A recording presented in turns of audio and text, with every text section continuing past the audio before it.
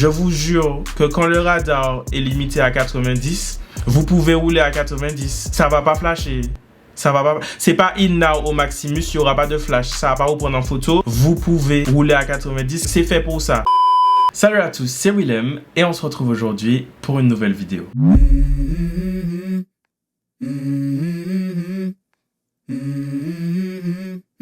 Let's go.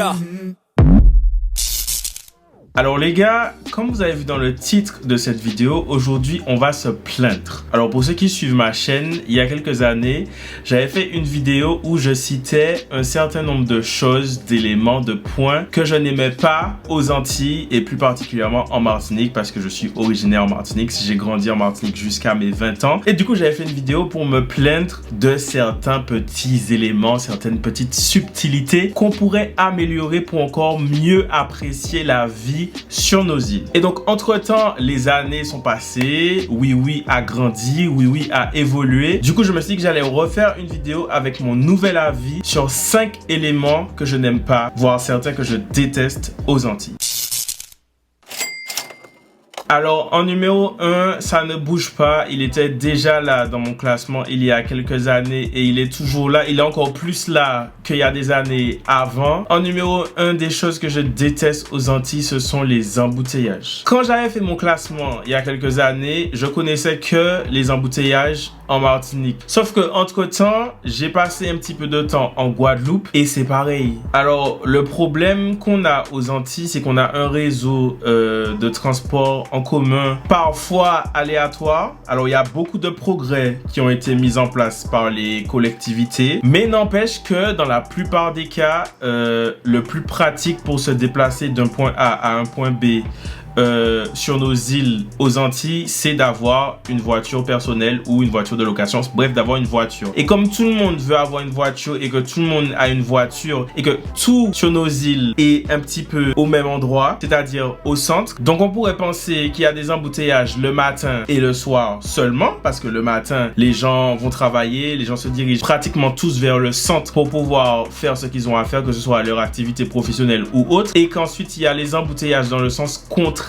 le soir parce que les gens rentrent chez eux, mais il y a des embouteillages tout le temps. Genre avant, je me souviens, il y avait des créneaux. Tu vois, je me disais, je vais pas partir de la maison à 8h parce que à 8h, c'est sûr, j'aurai des embouteillages. Maintenant, il y a des embouteillages tout le temps. Tu sors de chez toi à 11h, il y a des embouteillages.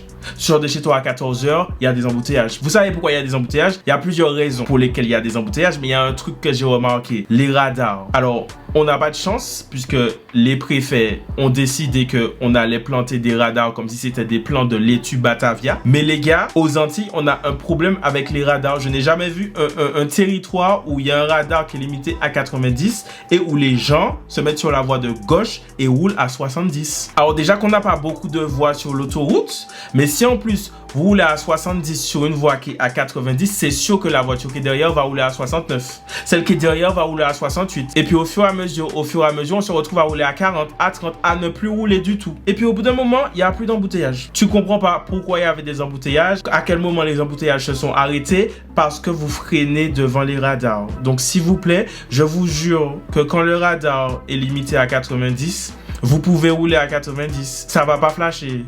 Ça va pas. C'est pas in now au Maximus, il y aura pas de flash. Ça va pas vous prendre en photo. Vous pouvez rouler à 90. C'est fait pour ça. Le radar est fait pour ça. Alors s'il vous plaît, prière, ne roulez pas à 30. Et puis vous savez aussi pourquoi il y a des embouteillages? Parce que vous êtes maquerelle. Des fois, il y a un accident. L'accident n'est même pas sur votre côté de la chaussée. L'accident est de l'autre côté. Mais comme vous êtes maquerelle et que vous avez besoin de ralentir, voilà, vous avez besoin de ralentir pour regarder l'accident. Vous avez besoin de prendre votre téléphone pour filmer, pour envoyer à RCI la vidéo de l'accident, pour envoyer à Tati Catherine sur WhatsApp. Voilà, parce que vous avez besoin de freiner. Vous avez besoin de freiner pour regarder l'accident. Et vous savez c'est quoi votre problème? Les gens qui freinent, qui font des embouteillages pour regarder les accidents de l'autre côté de la route, c'est que quand vous êtes dans l'embouteillage, vous babillez les gens qui freinent. Mais quand vous arrivez au niveau de l'accident, vous freinez aussi. Arrêtez. Arrêtez. On n'a pas le temps. On a 2 voies. On n'a pas le temps de faire des trucs de... On peut pas. Roulez. En numéro 2, sur ma liste des choses que je déteste aux Antilles, et là, j'ai pu me rendre compte encore ces dernières semaines, les coupures. Je dis pas qu'on coupe pas le courant en France. Ça arrive qu'on coupe le courant, mais quand on coupe le courant partout où j'ai habité, alors non seulement les coupures sont très exceptionnelles, ça veut dire qu'ils coupent seulement, que ce soit l'eau ou l'électricité, c'est dans des cas importants. Ça veut dire que genre, ils font des gros travaux sur le réseau, sur les canalisations, sur le système électrique, et c'est pour ça qu'ils vont couper le réseau. Et non seulement c'était très exceptionnel le nombre de fois où on m'a coupé, que ce soit l'eau ou l'électricité, mais en plus on te prévient vraiment. On m'a coupé l'électricité il y a quelques semaines, on m'a prévenu un mois à l'avance. On m'a envoyé un courrier dans ma boîte aux lettres.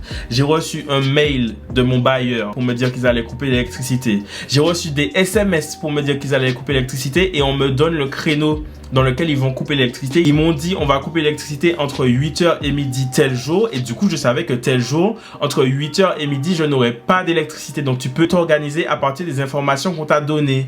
Mais quand tu es aux Antilles et qu'on ne te donne pas d'informations sur les coupures, comment tu t'organises? Quand tu es assis tranquillement dans ton canapé en train de regarder Milagro ou bien les Feux de l'amour et qu'on coupe la télé sur toi, comment tu t'organises? Quand tu es dans ta salle de bain en train de prendre ta douche et que tu as le savon, toute la mousse qui est sur toi, et qu'on coupe l'eau au moment où tu veux te rincer, comment tu t'organises? Quand tu es en train de faire à manger et que tu mets le riz dans la casserole et que tu veux ouvrir le robinet pour laver le riz mais qu'il n'y a pas d'eau, comment tu t'organises? Alors je peux comprendre qu'on ait besoin de couper le courant ou l'eau pour X ou Y raison, mais prévenez-nous. Et alors là, je sais, vous allez mettre dans les commentaires, mais Willem, ils préviennent. Alors oui, ils préviennent, mais c'est des préventions qui sont très aléatoires. Ça veut dire, on te dit, la semaine prochaine, vers la fin de la semaine, quartier, secteur Acajou, il se peut qu'on coupe l'eau. Il se peut. Du coup, t'es chez toi, tu sais pas s'ils vont couper, est-ce qu'ils vont couper, est-ce qu'ils vont pas couper, on ne sait pas. On ne sait pas. Des fois, on te prévient pas. On coupe, des fois, on te prévient, on coupe pas. On ne sait pas, on ne sait pas, on ne sait plus. Et en plus du fait que ça soit chiant de s'organiser, c'est des trucs qui sont quand même assez récurrents. Donc voilà, s'il vous plaît, dosez sur les coupures, parce que vous dosez pas sur les factures.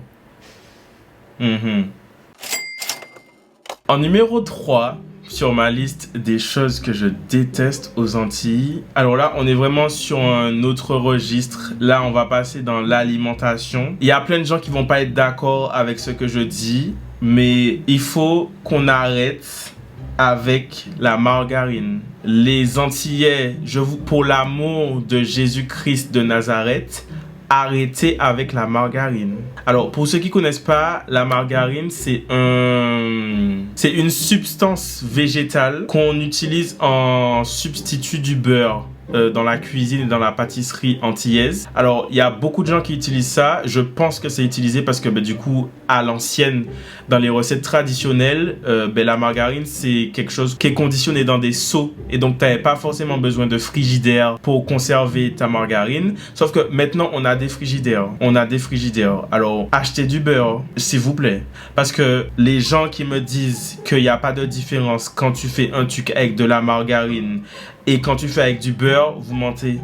Je vous jure que vous mentez. Alors, personnellement, c'est un avis subjectif. Je n'aime pas le goût de la margarine. Je trouve que c'est pas bon. Mais en plus, c'est pas bon pour la santé. Quand je vais dans une pâtisserie, dans une boulangerie et que je demande un pain au beurre, c'est de la margarine qu'il y a dans le pain au beurre. Tu n'entends pas que dans le mot pain au beurre, c'est beurre qu'il y a. Est-ce que c'est pain à la margarine, le truc? C'est pain au beurre. Alors, tu fais le pain au beurre avec du beurre, s'il te plaît. Pourquoi je rentre dans ta cuisine et il y a 2 seaux de margarine en bas comme ça? On n'est plus en 1978, s'il te plaît. Je sais que le beurre c'est plus cher et tout, on va payer. Moi je vais payer, je te jure je vais payer. D'accord, je vais payer plus cher s'il faut. Mais j'en ai marre d'aller dans des boulangeries, dans des machins et tu achètes un croissant ou un pain au chocolat. Parce qu'à la rigueur je peux comprendre pour les pâtisseries traditionnelles. Genre tu vas acheter un Zacharie ou tu vas acheter des trucs qu'on a fait selon des recettes traditionnelles de chez nous. Je peux comprendre qu'on utilise la margarine pour ces trucs-là parce que ce sont des recettes traditionnelles et tout. Mais les produits qui sont pas de chez nous, genre un croissant. Le croissant, c'est cocorico, d'accord? Le croissant, c'est la Gaule. Le croissant, c'est la Gaule, c'est les Gaulois. Quand je mange un croissant, je vais manger un croissant avec du beurre, d'accord? Je veux du beurre, je veux de la Bretagne. D'accord? C'est ça que je veux. Je veux pas manger un croissant avec le goût de la margarine. Arrêtez avec la margarine pour l'amour de Jésus-Christ. En numéro 4, sur ma liste des choses que je déteste aux Antilles. Alors là, il y en a sûrement qui vont vouloir attraper ma veste dans les commentaires, mais moi, j'estime que on est une communauté et on doit se parler franchement, on doit se dire les trucs franchement. Quand il y a des trucs qui vont pas, on doit se le dire. Alors là, je vais m'adresser à mon peuple. Les gars, je trouve que musicalement, enfin même pas que musicalement, mais genre pour tout ce qui est artistique et culturel, on n'est pas un public suffisamment curieux. Laissez-moi vous expliquer. Vous allez aller dans un festival ou dans un plateau multi-artiste ou une fête patronale ou un truc et tout. Il y aura des artistes qui vont monter sur scène et ils vont chanter leur chanson qui passe à la radio tout le temps. La chanson que tout le monde connaît, la chanson que les DJ passent en soirée tout le temps, la même chanson que vous entendez partout dans les stories, que les DJ mettent dans les mix et tout, que vous connaissez les transitions par cœur, vous connaissez le refrain par cœur et tout. Tout le monde va chanter, vous allez faire des snaps, on va crier, on va chanter, on va faire machin, tout ça. Le même artiste, juste après, va chanter une chanson que vous connaissez un petit peu moins, criquet. Le public s'éteint. On commence à regarder l'artiste sur scène en mode tu comptes pas chanter autre chose? Je me souviens, je crois que c'était Popcan. C'était Popcan qui était en festival. Je sais plus si c'était en Martinique ou en Guadeloupe. Mais il avait un set de, je crois, 40 minutes, ce qui est genre un set normal en festival.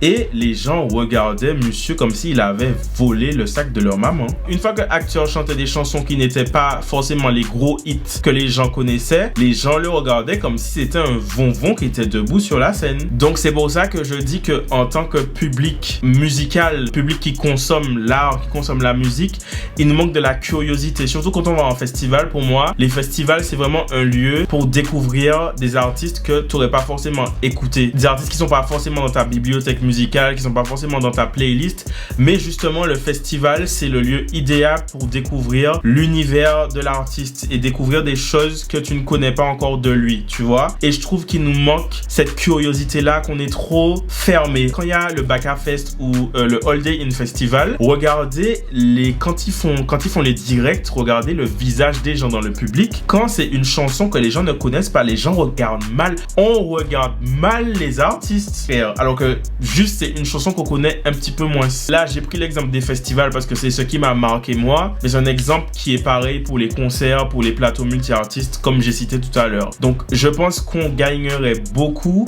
à nous ouvrir l'esprit musicalement et à être plus curieux artistiquement, parce que sinon on va continuer à s'enfermer en fait dans une espèce de un truc où ça tourne en rond, c'est toujours les mêmes sons qu'on entend, une espèce de facilité, et on vaut beaucoup plus que ça, et musicalement on est beaucoup plus que ça. Donc soyons un petit peu plus curieux. Et enfin, dernier point de ma liste des choses que je déteste aux Antilles, c'est le côté comparaison. Alors là, les gens qui regardent cette vidéo et qui ne sont pas antillais doivent se demander ça veut dire quoi comparaison. Alors comment je pourrais dire ça? Comparaison, ça veut dire que vous êtes Koucha. Et là, vous allez me dire, mais on sait pas ça veut dire quoi Koucha non plus. Comparaison et Koucha, c'est que vous prenez un petit peu les trucs de haut. Vous êtes un peu réticent à... ça rejoint un peu le point d'avant. Ça veut dire qu'on est un petit peu réticent, tester des choses qui ne sont pas selon nos standards. Voilà, je vais prendre un exemple tout simple. Le nombre d'Antillais que j'ai déjà entendu tirer sur la Guyane, parce que en Guyane, ils ont la mer en Guyane, c'est marron. Je me dis, mais les gars, vous avez quel âge? Vous avez 7 ans? T'as 8 ans? Alors, ok, l'eau est marron, mais... je sais pas, ouvre ton esprit, apprends à concevoir que tout n'est pas pareil partout. Si tu vas à la mer que pour avoir des eaux turquoises, comme à Bali, comme en Malaisie et tout, moi je pars du principe que la richesse se trouve dans la diversité. Et pour moi, ça fait partie du charme de la Guyane, où tu as l'eau de mer qui n'est pas translucide comme elle est dans les Caraïbes. Alors ok, ça peut être déroutant quand tu vois ça pour la première fois, mais ouvrons nos esprits pour découvrir de nouvelles choses, pour découvrir les choses différemment, parce que pour moi qui ai déjà été en Guyane et qui ai déjà été à la mer en Guyane, pour moi c'est un autre type de beauté, mais c'est tout aussi beau. Je mettrai une photo juste à côté pour vous montrer. Alors ce n'est pas l'esthétique qu'on vend sur Instagram en mode Bali, Tahiti, en mode les Bahamas avec l'eau translucide et tout. Mais ça reste très beau. C'est une beauté qui est sauvage, c'est une beauté qui est brute, c'est une beauté qui est singulière, mais c'est une beauté quand même. Donc, s'il vous plaît, mes chers compatriotes antillais, ouvrons-nous l'esprit. Parce que je vous promets que en restant comparaison, comme on est en mode ah, moi je mange pas la viande si c'est pas bien cuit, moi je mange pas de poisson cru, on passe à côté de plein de choses. On passe à côté de plein de choses. Il y a plein de choses qu'on rate, plein de découvertes culturelles, plein de richesses culturelles qu'on rate. Alors ouvrons-nous un petit peu l'esprit et arrêtons d'être aussi comparaison. Sur le long terme, ça ne nous emmène nulle part. Eh bien, cette vidéo est maintenant terminée. J'espère qu'elle vous a plu. N'hésitez pas à me dire dans les commentaires les choses que vous détestez aux Antilles si vous êtes antillais. Si vous avez regardé cette vidéo en journée, je vous souhaite une bonne journée. Si vous l'avez regardée en soirée, je vous souhaite une bonne soirée. Et je vous dis à très bientôt pour une prochaine vidéo. Let's go. La vidéo que tu étais en train de regarder est maintenant terminée. Mais c'est pas grave, tu peux toujours regarder celle-là. Tu peux aussi écouter ma musique en cliquant juste là. Et surtout, tu peux t'abonner juste ici.